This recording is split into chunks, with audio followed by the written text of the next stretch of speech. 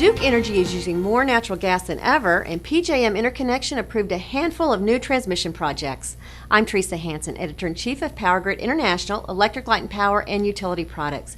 Today is Thursday, August 11th, and coming up, I'll tell you more about these stories and others. After deliberating for 7 days, a federal jury convicted Pacific Gas and Electric Company of violating pipeline safety regulations before a deadly natural gas pipeline explosion in San Bruno, California. The jury also found that California's largest utility misled investigators about how it identified high-risk pipeline obstructions.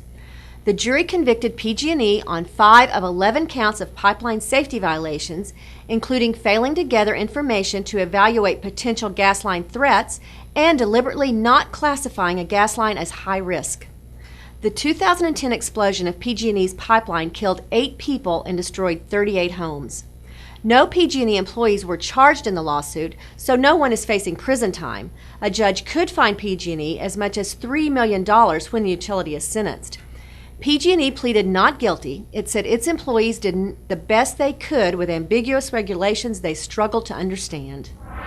Massachusetts will ramp up its reliance on renewable energy under a bill signed into law by Republican Governor Charlie Baker. The new law requires utilities to solicit long-term contracts with offshore wind farm developers to bring at least 1,600 megawatts of wind energy to Massachusetts in the next decade. It also encourages the delivery of larger supplies of Canadian hydropower and other renewables. In addition to increasing renewable energy use, the bill provides incentives for utilities to develop energy storage technology and sets new requirements for the repair of natural gas leaks. Baker said the bill represents one of the largest commitments of any state to renewable energy. The PJM Interconnection Board authorized more than $636 million in electric transmission projects to strengthen the grid and reduce electricity cost. The approvals include a market efficiency project expected to save customers $622 million over 15 years. A $320 million market efficiency project is expected to alleviate transmission congestion across the Pennsylvania and Maryland border. It involves upgrades to existing substations, construction of 2 new substations and 2 new transmission lines, as well as improvements to existing lines. The project will be constructed principally by Baltimore Gas and Electric, Allegheny Power, and TransSource Energy, an affiliate of AEP. The expected in-service date is 2020.